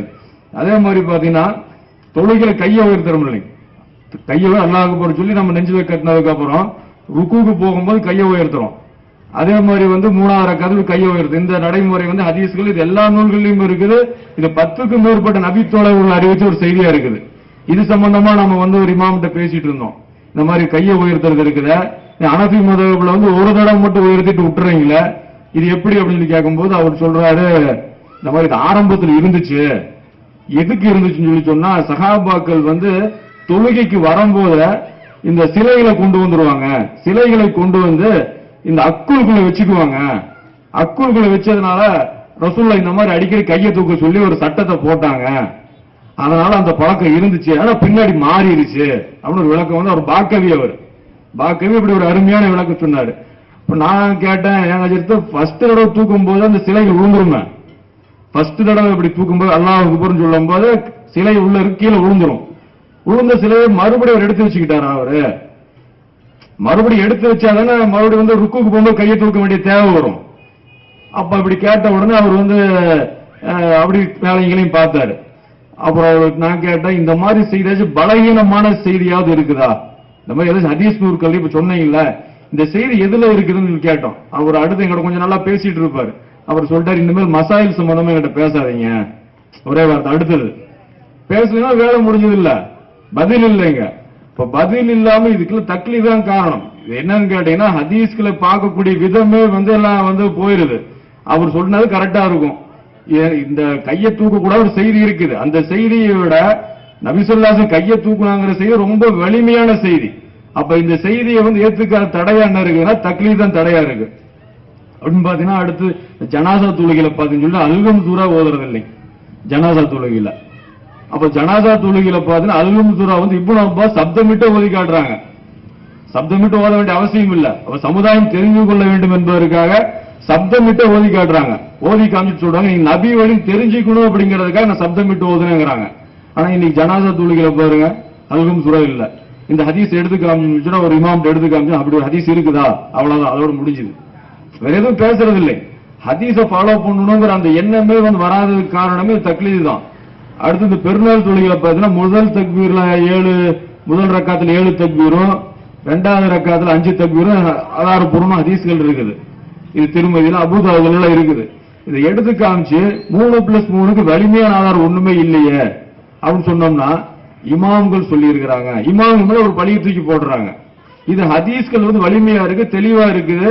இந்த 3+3 தெளிவான ஹதீஸ் கிடையாது. அது அப்படி எப்படி சுத்திக்கிட்டு தான் வருமே தவிர ஒரு தெளிவான ஹதீஸ் கிடையாது. அப்படிங்கும் போது இது எல்லாமே பாத்தீங்கன்னா இது தக்லீது பார்த்து ஹதீஸ மறுக்கிற நிலைமையில கொண்டு வந்து விட்டுருக்குது. அடுத்தது பாத்தீங்கன்னா தக்லீது ஹதீஸ மறுத்தா அடுத்த ரேஞ்ச் எங்க போகும்னா ஷிர்க்ல தான் வரும். தக்லீது ஷிர்க்ல வரும். ஏன்னு கேட்டீங்கன்னா இப்போ ஆணை பிறப்பிக்கக்கூடிய அதிகாரம் அல்லாஹ் ஒருத்தனுக்கு மட்டும்தான். இது ஹலால், இது ஹராம், இது சொல்லக்கூடிய அதிகாரம் அல்லாஹ் ஒருத்தனுக்கு மட்டும்தான். ஆனா இந்த அதிகாரமும் வந்து கையில அவங்க எடுத்து வச்சிருக்காங்க தக்லீதின் பெயரால். தக்லீதின் பெயர் எப்படி எடுத்து வச்சிருக்காங்கன்னா இதை நீ சாப்பிடக்கூடாது. உதாரணத்துக்கு பார்த்து சுறாமீன் சாப்பிடலாமான்னு சொல்லி கேட்டீங்கன்னா சுறாமீன் வந்து அனபிகளுக்கு வந்து கூடாது. இதுல ஃபிக்கின் கலைக்களஞ்சியத்தில் இருக்குது. இப்ப நம்ம சொல்ற தமிழாக்கத்துல வந்து ஃபிக்கின் கலைக்களஞ்சியத்தில் இருக்கு சுறாமீன் சாப்பிடக்கூடாது. இங்க எந்த ஹதீஸ்ல இருக்கு, ஆயத்துல எங்க இருக்கு? சாப்பிட்டதற்கு ஆதாரம் இருக்கு. நபி ஸல்லல்லாஹு அலைஹி வஸல்லம் அவங்க வந்து அபு உபைதா அப்படிங்கிற சஹாபியை வந்து ஒரு படைப்பிரிவுக்கு அனுப்புறாங்க. படைப்பிரிவுக்கு அனுப்பும் போது அங்க கடுமையான அவங்கள்ட்ட உணவு பற்றாக்குறை ஏற்படுது. ஏற்படக்கூடிய நேரத்துல அங்க கடல் பகுதியில வந்து அம்பர் வகை சேர்ந்த ஒரு திமிங்கலம் ஒதுங்குது. அந்த திமிங்கலம் ஒதுங்குது. அந்த திமிங்கலத்தை வந்து 1 மாச காலம் சாப்பிட்டாங்க. 1 மாச காலம் சாப்பிட்டாங்க. அதுல இருந்து ஒரு பகுதியை நபி ஸல்லல்லாஹு அலைஹி வஸல்லம் அவர்களும் கொடுத்தாங்கிற செய்தி வந்து முஸ்லீம்ல இருக்குது. திமிங்கலத்தை சாப்பிட்டாங்க அப்படிங்கிறதுக்கு முஸ்லீம்ல செய்தி இருக்குது. சுறாமீன் வந்து சாப்பிடக்கூடாது, இது வந்து அது ஹராம். எங்க இது எங்க நம்ம சொல்றது? அடுத்து பாத்தீங்கன்னா அந்த உடும்பு இறைச்சி பாத்தீங்கன்னா இதெல்லாம் நம்ம ஃபிக்கின் கலக்குன்னு எடுத்தோம். அது வந்து ஹராம் உடும்பு. ஏன்னா நபி ஸல்லல்லாஹு அலைஹி வஸல்லம் சாப்பிடல. இது எல்லா ஹதீஸ் சேர்த்து உடும்பை பத்தி வரும்போது நபி ஸல்லல்லாஹு அலைஹி வஸல்லம் வந்து தன்னுடைய மனைவி மைமூனா ரலியல்லாஹு அன்ஹா வீட்டுல இருக்கும்போது ஒரு தடவை வந்து சில இறைச்சிகள் கொண்டு வைக்கப்படுது. நபி ஸல்லல்லாஹு அலைஹி வஸல்லம் உடைய பண்பு எப்படின்னு கேட்டா எந்த விதமான பொருள் வைக்கப்படுது என்னன்னு கேட்டுட்டு தான் சாப்பிடுவாங்க. அப்படி இருக்கக்கூடிய நிலையில அப்ப என்னன்னு சொல்லி கேட்கும் போது இது உடும்பு அப்படிங்கிறாங்க. ஒரு அறிவிப்புகள்ல வந்து சில பெண்மணிகளை கேட்கறாங்க, அல்லாஹ் அப்படி என்னன்னு உங்களுக்கு தெரியுமா அப்படின்னு கேட்கறாங்க. தெரியல அப்படின்னு உடும்பு அப்படிங்கிறாங்க. அப்ப நபி ஸல்லல்லாஹு அலைஹி வஸல்லம் கை எடுத்துக்கிட்டாங்க. கை எடுக்கும் போது அப்போ வந்து கேட்கறாங்க சில பேர், இது ஹராமா அப்படின்னு கேட்கும்போது இல்ல ஹராம் இல்ல, என்னுடைய பகுதியில வந்து இது வசிக்கல அதனால நான் சாப்பிடல அப்படிங்கிறாங்க. நபி ஸல்லல்லாஹு அலைஹி வஸல்லம் அவங்க பார்த்துக்கிட்டு இருக்கிற நிலையிலேயே ஹாலித் பின் வலீத் சாப்பிட்டாங்க அப்படின்னு செய்தி இருக்குது. அப்ப இப்னு அப்பாஸ் அவங்க சொல்றாங்க உடும்பு இறைச்சி ஹராமாக இருந்திருந்தால் நபி ஸல்லல்லாஹு அலைஹி வஸல்லம் அவங்களுடைய சபையில சாப்பிட்டிருக்கப்பட மாட்டாது அப்படின்னு சொல்றாங்க. அதே மாதிரி சஅத் இப்னு அபி வக்காஸும் சாப்பிட்டாங்க அப்படின்னு இருக்கு. வேற சில அறிவிப்புகள் இருக்குது. அப்ப நபி ஸல்லல்லாஹு அலைஹி வஸல்லம் அவங்க வந்து சாப்பிடல அப்படிங்கிறது ஹராம் ஆயிருமா? அது மகாராஷ்டிரால வந்து மாட்டு இறைச்சி தடை போட்டாங்க குதிக்கக்கூடிய ஆட்கள் வந்து இங்க வந்து அல்லாஹ் ஹலாலாக்கி விஷயத்தை ஹராம் ஆக்கிட்டு இருக்கும்போது இது என்ன விஷயம் இது? அப்ப இதுக்கு ஒரு நியாயம் அதுக்கு ஒரு நியாயம் அது. அப்ப அல்லாஹ்வுடைய அதிகாரத்துல பாருங்க கை எடுக்கிறாங்க பாருங்க. அதே மாதிரி குதிரை சாப்பிடுறது வந்து மக்ரூ. நபி ஸல்லல்லாஹு அலைஹி வஸல்லம் அஸ்மா பின் அபூபக்கர் சொல்றாங்க நபி ஸல்லல்லாஹு அலைஹி வஸல்லம் காலத்தில் குதிரை இறைச்சி நாங்க சாப்பிட்டோம் அப்படிங்கிறாங்க. அதே மாதிரி ஜாபீர் பின் அப்துல்லாவும் சொல்றாங்க நாங்க நபி ஸல்லல்லாஹு அலைஹி வஸல்லம் காலத்துல சாப்பிட்டாங்கன்னு நம்ம சொல்ல வரல, அல்லாஹ் ஹலாலாக்கி விஷயத்தை எப்படி ஹராமாகுன்னு நம்ம கேட்கிறோம். இது அல்லாஹ் கேட்கும்போது இது ஹலால் இது ஹராம் சொல்லி சில விஷயங்கள் நீங்க சொல்றீங்க, இது உங்க நாவு சொல்லக்கூடிய பொய்கள் எல்லாம் சொல்றோம். இது உங்க நாக்கு சொல்லிட்டு இருக்கிற பொய்கள் அப்படிங்கிறது. அப்ப அல்லாஹ் சொல்லும் அடுத்து பாத்தீங்கன்னா ஈமான் கொண்டவர்களே அல்லாஹ் உங்களுக்கு அனுமதித்த தூய்மையானவற்றை தடுக்கப்பட்டதாக ஆக்கிக் கொள்ளாதீர்கள். எவ்வளவு தெளிவா அல்லாஹ் சொல்றான். அல்லாஹ் ஹலால் ஒரு விஷயம் சொன்னானா அதை ஹராமாக்கி கொள்ளாதீங்க அப்படின்னு அல்லாஹ் சொல்றான். இப்ப இதுக்கு மீறி பாத்தீங்கன்னா சமுதாயத்துல பாத்தீங்கன்னா அல்லாஹ்வுடைய அதிகாரத்துல வந்து கையை வைத்துக்கிட்டு இவங்க வந்து தக்லீதுங்கிற பேர்ல வந்து பேசிட்டு இருக்கிறாங்க. இதுக்கு அவங்க காரணம் சொல்றாங்க. ஏன் தக்லீது கூடுன்னு சொல்லி சொன்னா குர்ஆன்ல வந்து பாத்தீங்கன்னா 2 விதமான வசனங்கள் இருக்கு. ஒன்னு வந்து தெளிவான வசனம், இன்னும் தெளிவற்ற வசனம். ஒரு எழுதியிருக்கிறாரு, ஒரு ஆலிம் வந்து எழுதியிருக்கிறாரு தெளிவற்ற வசனங்கள் இருக்குதாமா. அல்லாஹ் வந்து முரண்பட்டதை தெளிவாக்குவதற்காக இந்த புத்தகத்தை இறக்கினேங்கிறான். என்னென்ன முரண்பாடுகள் இருக்குதோ அந்த முரண்பாடுகளை எல்லாம் களைந்து தெளிவை தருவதற்கு நல்ல புத்தகத்தை இறக்கி இருக்கான். ஆனா இவங்க சொல்றாங்க தக்லீதை ஆதரிப்பதற்காக, மக்களை ஏமாற்றுவதற்காக குர்ஆன்ல 2 விதமான வசனங்கள் இருக்குது, தெளிவற்ற வசனம் இருக்குன்னு. அல்லாஹ் குர்ஆன்ல சொல்லும் போது, நீங்கள் நன்றி செலுத்துவதற்காக அல்லாஹ் இவ்வாறே தனது வசனங்களை தெளிவுபடுத்துகிறான். இந்த தெளிவுபடுத்துகிறான் கருத்துப்பட கிட்டத்தட்ட நம்மளுடைய பார்வை 35க்கு நெருக்கமான வசனங்கள் இருக்கு. அப்ப அதையெல்லாம் கண்டுக்காம தெளிவில்லாத வசனங்கள் இருக்குது அப்படி சொன்னாலும் மக்கள் வந்து பயப்படுவாங்க. ஆமா ஆமா, தெளிவான வசனங்கள், தெளிவற்ற வசனங்கள் இருக்குது, நம்ம நல்லா புரிஞ்சிக்க முடியாது. அப்ப அதுக்குன்னு அறிஞர்கள் இருக்காங்க, சொன்னது அப்படி நம்ம கேட்டுக்குவோம். இன்னும் சொல்லும் போது நபி ஸல்லல்லாஹு அலைஹி வஸல்லம் அவங்க சொல்றாங்க, அல்லாஹ் என்னை கற்றுக் கொடுப்பவனாக அனுப்பியுள்ளான்னு சொல்லி. அப்படி வசனங்கள் இருந்தது அப்படின்னு சொல்லி சொன்னா, அந்த மாதிரி வசனங்கள் எதுவா இருந்தாலும் நபி ஸல்லல்லாஹு அலைஹி வஸல்லம் கத்துக் கொடுப்பாங்க. இன்னும் சொல்ல போனா சொர்க்கத்துக்கு கொண்டு செல்லக்கூடிய இபாதத் எது, எது செஞ்சா நரகத்துக்கு போயிடுவோம், இது எல்லாத்தையும் நபி ஸல்லல்லாஹு அலைஹி வஸல்லம் சொல்லிட்டாங்க. ஹஜ்ஜத்துல் வதால ரசூலுல்லாஹ் கேக்குறாங்கல்ல, நான் எல்லாத்தையும் சொல்லிட்டேனா அப்படின்னு. அவ சஹாபாக்கள் சொல்றாங்க, அனைத்தையும் சொல்லிவிட்டீர்கள் அப்படிங்கிறாங்க. அனைத்தையும் சொல்லிவிட்டீர்கள் போது அப்புறம் இந்த தெளிவற்றதெல்லாம் எங்க வருது? ஏன் இந்த மாதிரியான வாதத்தை எடுத்து வைக்கிறாங்கன்னு சொல்லி சொன்னா, இவங்களுடைய வேலை என்னன்னு கேட்டீங்கன்னா, மார்க்கத்தை எப்படி வந்து கஷ்டப்படுத்தணும், நீங்க எல்லாரும் அறிஞ்சிக்க முடியாது, அதுக்கு நாங்க இருக்கிறோம், நாங்க சொல்றத மட்டுமே கேளுங்க அப்படிங்க காட்டுறதுக்காக. இப்ப இந்த அடிப்படையில் பார்க்கும்போது ஒருத்தர் பேசுறாரு, ஒரு மாசத்துக்கு முன்னாடி ஒரு பெரிய அரபிக் கல்லூரியில ஒரு மாணவர் வந்து பேசுறாரு, தப்லீக்ல வராங்க. அவர் பாக்கியாத்துல இருக்கிறாரு, பாக்கியாத்துல இருந்து ஈரோடு மதரசாவுக்கு வராங்க ஜும்மாவுக்கு. அவர் சொல்றாரு, எல்லாருமே கற்றுக்கொள்ள வேண்டும் என்று சொல்கிறார்கள், எப்படி எல்லாம் கத்துக்கிட்டா, எல்லாரும் கத்துக்கிட்டா எப்படி கேட்கிறாரு. அவர் இப்படியே கேட்கிறாரு, பாதிரியார்கள் சொல்வதற்கு அந்த மக்கள் எப்படி கேட்கிறாங்களோ அந்த மக்களுக்கு பைபிள் எந்த நாலேஜும் இருக்காது.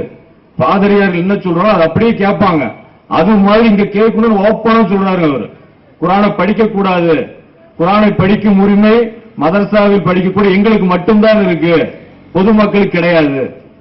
பொதுமக்களும் அதை வந்து எதையும் கேட்கறது இல்ல. குர்ஆன் வந்து அகில உலக மக்களுக்கு இறக்கப்பட்டது அப்படின்னு நல்லா சொல்றான், மக்களும் கேட்கறது கிடையாது. அத்தனை பேர் சும்மால உட்கார்ந்து இருக்கிறாங்க, யாரும் எதையும் கேட்கறதும் கிடையாது. அதே மாதிரி பாத்தீங்கன்னா, இப்போ போன 2 நாள் சும்மால நம்ம மதரசாக்குள்ள இமாம் ஒரு பயான் பண்ணாரு. அவர் என்ன சொன்னாருன்னா, இந்த மாதிரி நபி ஸல்லல்லாஹு அலைஹி வஸல்லம் அவங்களுக்கு 6 நேர தொழுகை கடமை அப்படின்னாரு, தஹஜ்ஜத் தொழுகை ரசூலுல்லாஹ் கடமை அப்படின்னாரு. அப்ப நான் தொழுது முடிச்சுட்டு வந்த உடனே, இந்த மாதிரி 6 நேர தொழுகை கடமை நீங்க சொல்றீங்க, தஹஜ்ஜத் ரசூலுல்லாஹ் கடமைன்னு சொல்றீங்க, ஆனா அல்லாஹ் பனி இஸ்ராயீல்ல நாஃபிலத்தல்ல உனக்கு உபரியாக இருக்கும் நிலையில் நீ வந்து தஹஜ்ஜத்தை தொழு நல்லா சொல்றானே அப்படின்னு நான் கேட்டேன். இன்னொன்னு வந்து அல்லாஹ் மெஹராஜ்லயே சொல்றான், 5 நேர தொழுகை தான் கடமை, இது கூட்டவும் படாது குறைக்கவும் படாது, என்னோட சொல் மாற்றப்படாது, எல்லாம் அல்லாஹ் சொல்றானே. அப்ப நபி ஸல்லல்லாஹு அலைஹி வஸல்லம் உங்களுக்கு மட்டும் எப்படி 6 நேர தொழுகை ஆகும் அப்படின்னு கேட்டேன். அவர் ஈரோட்ல மிகப்பெரிய அரபியில மிகப்பெரிய தேர்ச்சி பெற்றவர். அவர் பேசுறது வரலாறு சொல்ல அரபி சொல்லி தான் பேசுவார். நான் கேட்ட உடனே அவர் சொன்னாரு, எந்த மொழிபெயர்ப்பை பார்த்துட்டு எவன் எழுத மொழிபெயர்ப்பு பார்த்துட்டு பேசுறீங்களா? அவர் கேட்டது ஃபர்ஸ்ட் விஷயம் கேட்டாரு என்கிட்ட, எவன் எழுதுன மொழிபெயர்ப்பை பார்த்துட்டு நீங்க பேசுறீங்களான்னு. நான் அப்புறம் கேட்டேன், எவன் சொல்லாதீங்க, உங்களுடைய இனம் தான், பாக்கவி தான், அப்துல் ஹமீத் பாக்கவி, அப்துல் வஹாப் பாக்கவி, உங்களோட வயதுல மூத்தவங்க, எவனோன்னு நீங்க ஏன் சொல்றீங்க அப்படின்னு நம்ம கேட்டோம். கேட்கும்போது கொஞ்சம் வாக்குவாதம் ஆயிடுச்சு. அப்ப அவர் என்ன சொல்றாருன்னா, அரபி மொழி தெரியாத உங்ககிட்ட நான் பேச முடியாது. இப்ப நாம திருப்பி கேட்டோம், அரபி மொழி தெரிஞ்ச நீங்க தான் மார்க்கத்தோட அத்தாரிட்டியா? இப்ப நாம சில விஷயங்கள் கேட்டோம். கேட்டவொன்னா கூட்டம்லாம் அப்படி கூடிருச்சு. இந்த 2 நாள் மட்டும் சும்மா நடந்த விஷயங்க. அவர் மிகப்பெரிய ஒரு பேச்சாளராக இருக்கிறதுனால அவர் வந்து முகமெல்லாம் மாறி அங்க கூட்டம் எல்லாம் கூடி ஒரு மாதிரி ஆயிடுச்சு. அப்ப அவர் சொன்னாரு, இந்த மாதிரி நாம பேசுவோம். நான் சொன்னேன், பேசுவோம், அரபி மொழி தெரிஞ்சாதான் மார்க்கத்தை வந்து விளங்க முடியும், நீங்க சொல்றீங்களா, பேசுவோம் நாம அப்படின்னா. அப்ப வந்து நான் சொன்னேன், உங்களுக்கு பெருமை எடுத்தல் அதிகமா இருக்கு, பயான்ல பேசுவீங்க, பயான்ல அவர் பேசுறாரு. ஒரு 4 மாசம் முன்னாடி பேசும்போது ஆலிம்கள் பேசணும்னு அப்படி கேட்காதீங்க, கேள்வி கேளுங்க அப்படின்னு சொன்னாரு. அதை நான் சொன்னேன், பயான்ல பேசுவீங்க, அதை கேட்டா இந்த மாதிரி சண்டை தான் நீங்க பண்ணுவீங்க அப்படின்னு சொன்னேன். அப்ப சொன்ன உங்களுக்கு அதிகமான பெருமை இருக்கு அப்படின்னு. அப்ப அவர் திருப்பி கேட்டாரு என்கிட்ட, பெருமைக்கு ரசூலுல்லாஹ் ஒரு இலக்கணம் சொல்லியிருக்காரு தெரியுமா அப்படின்னாரு. நான் சொன்ன தெரியும், அதாவது சத்தியத்தை மறுப்பது, பிற மக்களை கேவலமாக பார்ப்பது சொன்னேன். அது அரபில சொல்லுங்க அப்படின்னாரு. அடுத்தது அவர், அது அரபில சொல்லுங்க அப்படின்னு. நான் சொன்ன தமிழாக்கம் அரபியில் இருக்கா இல்லையா? நான் தமிழாக்கம் பண்ணிட்டேன், அது அரபில இருக்கா இல்லையா அப்படின்னு. அப்படின்னா அவர் அப்படியே ஆஃப் ஆகுறாரு. ஆஃப் ஆகிட்டு அந்த கூட்டம் கொண்டோன்னா சரி நம்ம பேசுவோம்னு கிளம்பி போயிட்டார். இவங்களுக்கு பெருமை எங்க போய் முடியுது பாருங்க. இந்த தக்லீதுனால ஜீர்ணிக்க முடியாத சொன்னவர்கிட்ட உங்களோட பணிஞ்சு கேட்டு கேட்டு பழக்கம் ஆயிருச்சு. மக்கள் உங்களோட அஜரத்து இது சரியாச்சு பணிஞ்சு கேட்டாங்க, இப்படி கேட்டு கேட்டு பழக்கப்பட்டீங்க. இப்ப நான் டைரக்டா வேற விதமா கேட்டவொன்னா உங்களால தாங்க முடியல. இதை பத்தி நம்ம பேசணும் விஷயம் எல்லாம் சுன்னத் ஜமாத்துன்னு சொல்லக்கூடிய அந்த சகோதரர்கள் செய்யக்கூடிய அந்த விஷயத்தை நம்ம அப்படி சொல்லிட்டு வந்தோம். இன்னொரு சில விஷயங்கள் இதுல நம்ம பாக்குறோம்னு சொல்லி சொன்னா என்ன இருக்குன்னு இது வேதனையான விஷயம். இது தக்லீது கூடாது அப்படின்னு சொல்லக்கூடிய ஒரு சகோதரர்கள், ஒரு சில சகோதரர்கள் இப்ப 1986 இருந்து இவங்க அப்படியே வராங்க. இவங்களுடைய நிலையை பார்த்தீங்கன்னு சொல்லி சொன்னா தக்லீது கூடாது அப்படின்னு சொல்லிட்டு தக்லீது வெறியா இருக்குது. இப்ப இவங்க ஒரு பக்கம் தக்லீதை வந்து மார்க்கமாக்கி இவங்க ஒரு பக்கம் கொண்டு வராங்க. இவங்களது சுன்னத் ஜமாத்தை போய் அறியாமைதான் கொஞ்சம் அதிகமா மிஞ்சி நிக்குது. நாம இப்ப சொல்லக்கூடிய சகோதரர்கள் பாத்தீங்கன்னு சொல்லி சொன்னா தக்லீது மார்க்கத்தில் உள்ளது அல்ல, மார்க்கத்துக்கு எதிரானது அப்படின்னு சொல்லி 1986 சரியா சொல்றதா 86 இருந்தா வந்து இந்த பிரச்சாரத்தை துவக்கி இருக்கிறாங்க. அப்ப இதுல பார்த்தோம் சொல்லி சொன்னா இப்ப இவங்க தக்லீதுல வந்து சுன்னத் ஜமாத்தை மிஞ்சற அளவுக்கு இருக்கிறாங்க. இது நாம வந்து கண் கூட இருந்து நேரம் பார்த்த விஷயம். இதுல நம்ம ரொம்ப சுருக்கமா முடிக்கணும். அது இப்ப ஹாமித் பக்ரிங்கிறவரு இருந்தாரு. அவர் அனைத்து தௌஹீத் ஜமாத்துடைய கூட்டமைப்பு தலைவராகவும் இருந்தாரு. கிட்டத்தட்ட 1988 இருந்து தௌஹீத் ஜமாத் 2002 வரைக்கும் இருந்தார். அவர் வெளியில வந்ததுக்கு அப்புறம் அவர் சொல்றாரு, என்ன விஷயத்தை சொல்றாருன்னா, இந்த மாதிரி சகோதரர் பிஜே அவர் வந்து வெள்ளக்காக்கா பறக்குதுன்னு சொல்லி சொன்னா நானும் வெள்ளக்காக்கா பறக்குதுன்னு சொல்லுவேன் ஓப்பனா சொல்றாரு. இவர் யாரு அப்படின்னு சொல்லி கேட்டா இவர் பிஜேக்கு அடுத்த ரேஞ்சில் இருந்தவர். அவங்க சொல்ற விஷயம் பிஜேக்கு அடுத்த ரேஞ்சில் இருந்த அவரு சொல்றாரு, பிஜே வெள்ளக்காக்கா பறக்குதுன்னு சொல்லி சொன்னா நானும் வெள்ளக்காக்கா பறக்கும் சொல்லுவேன் அப்படிங்கிறாரு. நம்ம சில ஓப்பனா சொல்ல வேண்டியது இருக்கு. இப்ப சமீபத்தில் வெளியான அப்பாஸ் அலி அப்படிங்கிறவர் அவர் என்ன சொல்றாருன்னா, ஒரு ஹதீஸ் பலவீனம் அப்படின்னு சொல்லி சொன்னா ஒரு நபரை வச்சுதான், யாரும் பிஜே சொன்னா பலவீனம் அவர் சொல்றாரு. அதே மாதிரி ஒரு ஹதீஸ் சஹீ அப்படின்னு சொல்லி சொன்னா அது ஒரு நபர் சஹீன்னு சொன்னா சஹீஹ் ஆயிரும் அப்படிங்கிறாரு. தக்லீத் எங்க போயிட்டு இருக்கு பாருங்க. இந்த தக்லீது பாத்தீங்கன்னு சொல்லி சொன்னா தக்லீது கூடாதுன்னு சொல்லி இந்த இடத்துல தக்லீது வந்து சர்வசாதாரணமா நடக்குது, ஒரு பெரியாவே போகுது. இது சம்பவம் பிஜே வந்து 1996 நினைக்கிறேன் கோட்டார்ல சுய பரிசோதனை அப்படிங்கிற தலைப்புல பேசும்போது சுன்னத் ஜமாத்துக்கு நமக்கு எந்த வேறுபாடும் இல்ல, அவன் கல்யாணத்துக்கு வந்து ஹஜரத்தை கூப்பிட்டா நீயும் ஹாமித் பக்ரியை கூப்பிடுங்கிற, எம்ஐ சுலைமான கூப்பிடுங்கிற, என்ன கூப்பிடுங்கிற, இப்படி எல்லாமே போயிட்டே இருக்குது. ஒரு காலம் ஒரு இப்படியே போச்சுன்னு சொல்லி சொன்னா நான் அடிச்சு விடுவேன் அப்படிங்கிறாரு. இந்த சுய பரிசோதனைங்கிற கேசட்டை நீங்க பிஜே பேசின அருமையான உரை, அது சுய பரிசோதனை ரொம்ப அருமையான உரை. அந்த உரையை நீங்க கேட்டீங்கன்னா அதுல அடிச்சு விடுவேங்கிறார். இப்படியே போச்சுன்னா அந்த கூட்டத்துல கேட்கிறாரு, குர்ஆன் ஹதீஸ் எத்தனை பேர் டெய்லி படிக்கிறீங்கன்னு கேட்கிறாரு. அதுல 2-3 பேர் கையை தூக்குறாங்க அவ்வளவு பெரிய கூட்டத்துல. இப்ப இந்த ஜமாத்து தேவையில்லைங்கிற, படிக்காத ஆட்கள் தான் இருக்கிறாங்கிறது தெரியும். இப்ப சொல்றாரு அவர் இந்த மாதிரி ஆள் நமக்கு தேவைங்கிறாரு. ஒரு காலகட்டம் அவரும் கவலைப்பட்டு இருந்திருக்கிறாரு. அப்ப இந்த மாதிரி ஜமாத் இருந்துன்னு சொல்லி சொன்னா நாங்க அடிச்சு விடுவோம் அப்படிங்கிறாரு. அந்த வேலை இன்னைக்கு ரொம்ப பக்காவா நடந்துட்டு இருக்கு. ஹதீஸ்ங்கிற பேர்ல விளக்கத்தை கொடுக்கிறது, ஆயத்துங்கிற பேர்ல வந்து சொந்த விளக்கத்தை கொடுக்கிறது, கொடுத்து வந்து மக்கள் அப்படியே இது ஹதீஸ் தான் ஏன்னு கேட்டீங்கன்னா அண்ணனோட வாயிலிருந்து வந்து சொல்லி சொன்னா அது ஹதீஸ் எதுவா இருந்தாலும் சரி அப்படிங்கிற லெவலுக்கு வந்து இன்னைக்கு சமுதாயம் வந்து தக்லீது வேண்டாம், தக்லீது மார்க்கத்துக்கு உள்ளது அல்ல அப்படின்னு சொல்லிக்கிட்டே இன்னைக்கு தக்லீதுல வந்து ரொம்ப தீவிரமா இருக்கிறாங்க. இது நான் வந்து தௌஹீத் ஜமாத்துல நான் இருக்கும்போது நான் பார்த்ததுதான். இப்ப நான் இருக்கும்போது இது வந்து நாம வந்து ஒரு வேதனைப்படுத்துறதுக்கோ அது குற்றப்படுத்துறதுக்கோ அந்த மாதிரி விஷயத்துக்காக நம்ம சொல்லல. இந்த விஷயங்களை நாம வந்து திருத்திக்கிறதுக்காக நம்ம சொல்றது. உதாரணத்துக்கு நீங்க பாத்தீங்கன்னா ஒரு பிரச்சாரம் பண்றதா இருந்தா கூட பிரச்சாரம் பண்ணுவது ஆண் பெண் முஸ்லீமான ஆண் பெண் அனைவருமே கடமை. இப்ப இவங்க என்ன சொல்லுவாங்கன்னா ஒரு தலைமையில இருந்து தபால் வந்துச்சு, நீங்க ஒரு நோட்டீஸ் போட்டா கூட எங்களுடைய அனுமதி பெற்றுதான் போடணும், நாங்க எதை கொடுக்கிறோம் அதை தான் போடணும் அப்படின்னாங்க. இது 2005 நடந்த விஷயம். இப்ப நாம இப்ப உள்ள பொறுப்புல இருக்கிறோம். அப்ப நாம சொன்ன நம்ம சகோதரர்கிட்ட தாவா செய்யறது எல்லாத்துக்கும் கடமை. இதுல இவங்க சொல்றது மட்டும் கொடுத்தோம்னா என்ன விஷயம், இது நல்ல விஷயமாவே தெரியலையே இது அப்படின்னு நம்ம அந்த டைம்லயே நம்ம சொல்றோம். இது வந்து எங்கேயோ கொண்டு போய் முடிக்கும் அப்படின்னு நம்ம சொல்றோம். அதே மாதிரி பாத்தீங்கன்னா தக்லீது உங்ககிட்ட வந்து இல்லைன்னு சொல்லுவாங்க, தக்லீது இருக்குது. இப்ப நாம அதுக்கு ஒரு உதாரணம் சொல்றோம். இப்பதான் பிறை விஷயமா எடுத்துக்கும், டிஎன்டிஜில இருக்கிறாரு, டிஎன்டிஜில இருந்துகிட்டு பிறை விஷயமா கணக்கிட சரி கண்டுட்டாரு. அவர் ஆய்வு பண்ண விஷயத்துல கணக்கிட சரி கண்டுட்டாரு. இவர் அங்க அப்படி உள்ள உட்கார வச்சுக்குவாங்களா? சுய சிந்தனைக்கு தான் எங்களுக்கு இடம் இருக்குன்னு சொல்றாங்கல்ல, சுய சிந்தனைக்கு இங்க இடம் இருக்குது, இங்க யாரும் யாரையும் தக்லீத் செய்யவில்லைங்கிறாங்கல்ல. அப்ப சுயமா ஒருத்தர் கணக்கீட சரி கண்டுட்டாரு. அப்ப ஒரு மார்க் என்ன பண்ணுவாங்க? ஜமாத்தை விட்டு அடிப்படை உறுப்பினர் பதவி விட்டு தூக்குறாங்களா இல்லையா? இது நம்ம பெருசாக ஆய்வு பண்ண வேண்டியதில்லை. தக்லீத் அங்க ரொம்ப தீவிரமா இருக்குது. ரொம்ப தீவிரமா இருக்கிறதுனாலதான் நம்ம எந்த செய்திகளை சொன்னாலும் எந்த செய்திகளுக்கு உள்ள போக மாட்டேங்குது.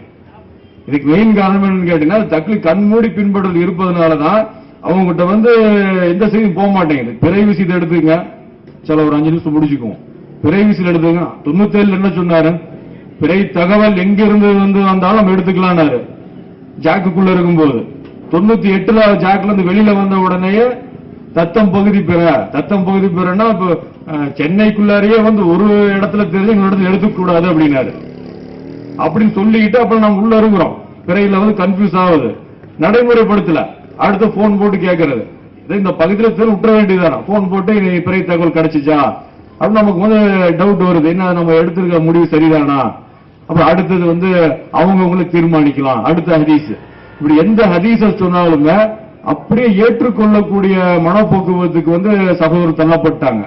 அப்ப அதனால இது என்னன்னு கேட்டீங்கன்னா, நடுநிலைமையாக சிந்திக்கக்கூடிய விஷயம் இல்ல. இவரு என்னன்னா, இந்த மாதிரி விஷயம் நம்ம அடுக்கடுக்க ஏகப்பட்ட விஷயங்கள் இருக்கு. தௌஹீத் ஜமாத்தை பத்தி தக்லீதை பத்தி பேசணும்னா அதுவே நம்ம மிக நேரம் பேச வேண்டிய விஷயமா இருக்கு. இதெல்லாம் எடுத்து சொன்னோம்னா 2 விஷயத்தை அவங்க சொல்றாங்க. ஒண்ணு இந்த மாதிரி அவங்க ஆய்வு பண்ணி தானே சொல்றாங்க. ஆய்வாளர்களுக்கு 2 கூலி இருக்குது இல்ல. ஆய்வு பண்ணி சொன்னா 2 கூலி இருக்கு. தப்பா ஆய்வு பண்ணாங்கன்னா ஆய்வு பண்ணதுக்கு ஒரு கூலி, தப்பா முடிவு பண்ணதுக்கு தண்டனை கிடையாது. ஹதீஸ் சொன்ன இந்த ஹதீஸையும் தப்பா அவங்க சொல்லி கொடுத்திருக்கிறாங்க. இந்த ஹதீஸையும் தப்பா சொல்லி கொடுத்திருக்கிறாங்க. அப்போ ஒருத்தர் ஆய்வு பண்றாரு, தர்காவுக்கு போலாமா கூடாதுன்னு ஆய்வு பண்றாரு. போலான்னு ரிசல்ட் வந்துருச்சு அவர்கிட்ட. அதுக்கு சம்பந்தமான சில செய்திகள் இருக்குது. அங்க போல அவுளியாட்ட போய் கேட்கலாம் அப்படின்னு இருக்குது. இப்ப ஒரு 2 கூலியா இருக்கு அல்லது 1 கூலியா? இந்த செய்தி சொல்லக்கூடிய விஷயம் வேற. இது ஒரு நீதிபதிக்கு வச்சு சொல்லக்கூடிய செய்தியை கொண்டு மார்க்கத்துல ஃபத்வாக்கள்ல விளையாடுறது. அப்ப இந்த மாதிரி விஷயங்கள் பாத்தீங்கன்னா சகோதரர்களுடைய கவனங்களுக்கு போறதே இல்லை. அப்ப அதனால நாம என்ன பண்ணணும் கேட்டா, ஒவ்வொருவரும் குர்ஆனை எடுத்து சுயமா படிக்கணும். படிச்சு அதன் மூலமா நம்ம விளக்கத்தை பெற்றுக்கிட்டோம் சொன்னா இந்த தக்லீத் ஆகட்டும், ஷிர்க் ஆகட்டும் எல்லாமே அல்லாஹ்வுடைய போயிடும். அல்லாஹ் நம்மளை அப்படிப்பட்ட நல்மக்களை ஆக்கி அருள் புரிவானாங்க. வாஹிர் தஅவானா அல்ஹம்துலில்லாஹி ரப்பில் ஆலமீன்.